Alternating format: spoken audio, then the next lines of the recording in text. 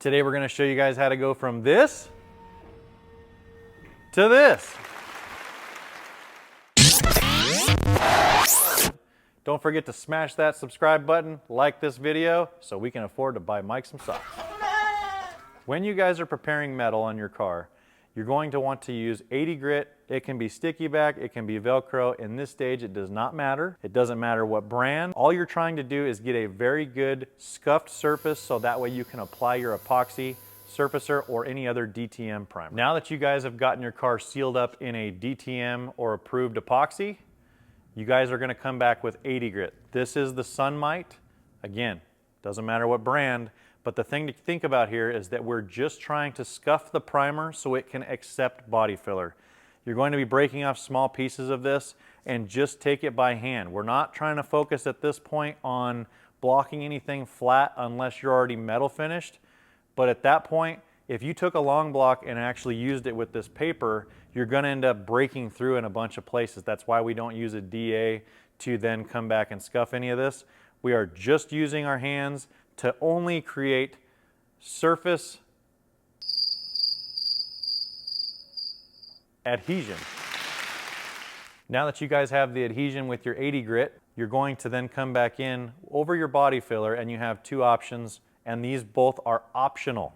And it's a cheese grater, and in my opinion, these are two of the same. You're either going to cheese grate it down to get rid of all the lines from your spreader, or you can grab some 40 grit. Again, there is some cons to this. This leaves such a deep scratch that you will then be getting dust areas that have stayed into the scratch, and it won't adhere properly. You'll have air pockets. So if you are going to use this, you use it very lightly just to create shapes, and you're leaving enough filler on the car that you can then come back with your 80 grit and block out any of these 40 scratches left. You do not want to put any filler over a 40 grit scratch. Back to 80 grit.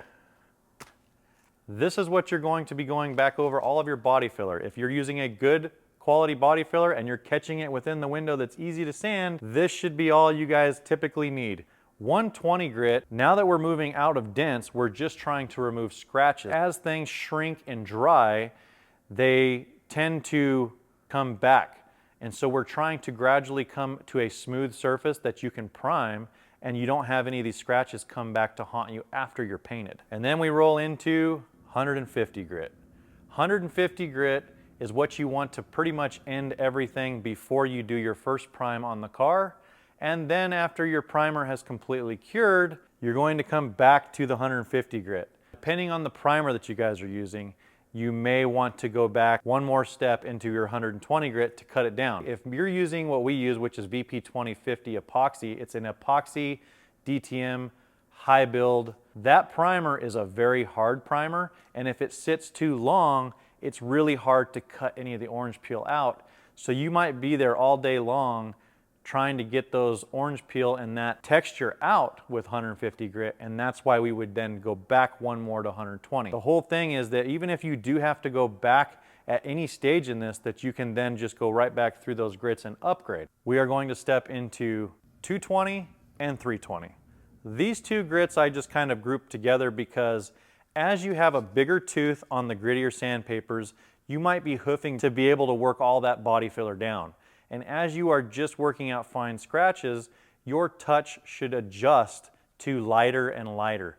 The lighter and the longer the stroke that you guys are using with these finer grits, the more you're going to see. The analogy that I always give people is if you're looking at something through a magnifying glass on the surface of the car from 50,000 feet, you are going to see more as you get closer. You're going to see more and more imperfections, more and more sand scratches. As this tooth gets finer, you will then see more and more imperfections. And it could be anything from a dent that you missed to a scratches that you completely thought were out, but you're finding that it is still showing, and you have to come through and refine the process with these two grits. Wet sandpaper. Let's talk about what sandpapers you're going to use before paint. Your options are pretty much 400 dry, 400 wet, 500 wet, or 600 wet. And why would you use one versus the other? If it's a single stage, you could probably get away with 400 dry and go directly to wax and grease and paint.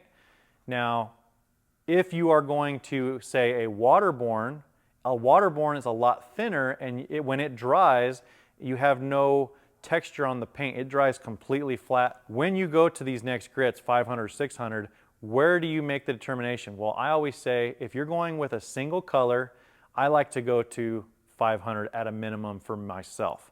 I typically don't ever use 400, and then I always go to 600 if I'm going to be doing metallics. Metallics will sit on the surface, and if there is a big enough scratch like a 400, those metallics will lay into the scratches, and when you clear coat it, it will just magnify all of those scratches that you left behind.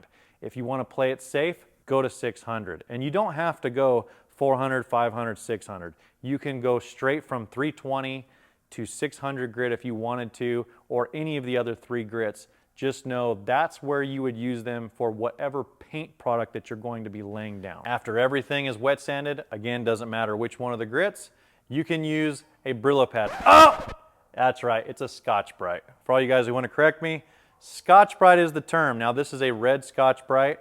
You can use this for all the hard to get areas in your door jambs. Now I wouldn't use it for the whole door jamb. You can, but again, the more of a tooth you leave for your paint, the more you're not going to take the risk of when you tape the car off later, maybe you're doing graphic or a stripe, of that paint pulling.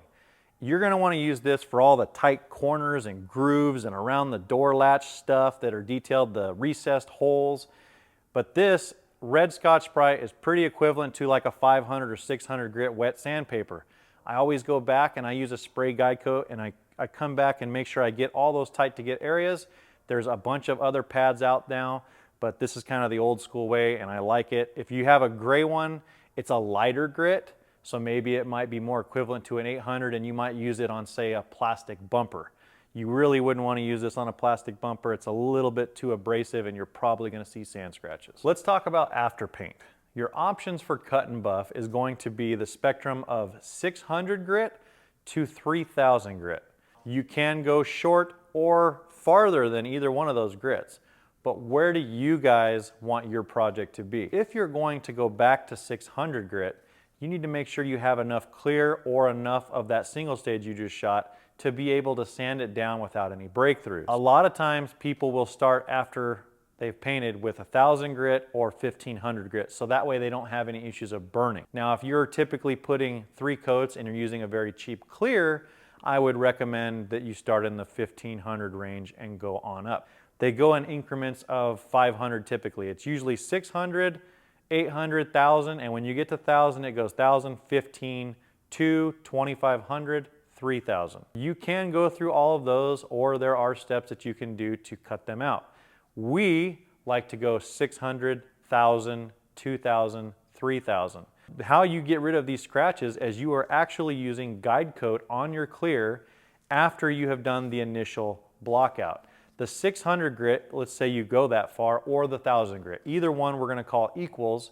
We're cutting the clear down, and you're getting rid of any of your dust nibs or dirt or trash or a hair that fell on it, whatever it may be. Once you get that uniform surface, you can then come in with a guide coat and guide coat your clear. We like Mirka because Mirka is a finer grit than any of the other brands that we've been using, and Mirka has a white guide coat instead of just black for areas when you have a darker hood like this. If you're the guy who's going to go back to 600 and you've made sure you have 5 or 6 coats of clear on the car, then you can use something like Linear has. Linear Blocking Tools sells actually sticky back in a 800 and up that you can put on these and actually block out the clear. We're talking about the most minute details that when you're using a light source and you're looking at that light source, or maybe it's just a background, that you see it crystal clear. Those details are what we're looking for in our finishes. But again, maybe you're just doing your daily driver and 1500 grit works just fine for you. So know where you fit in the spectrum, know how much clear you got to put on the car, and start there. Just work your way up through the grits.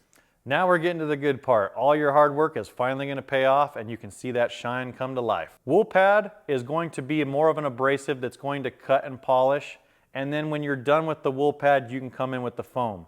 The one thing you need to know is the more grits you went up to, say you stopped at 2000 and you're not quite getting the results you want, with a wool pad, if you go all the way to 3000, You can start with a foam pad. You're trying to keep as much of the paint on the car as possible so you don't have a burn. You want to make sure things are polishing out easily. This should not take much effort. It's a very systematic thing. The more you spend in the beginning, the better the outcome comes out at the end. Check out this video. If it's not showing up, it'll be linked in the description.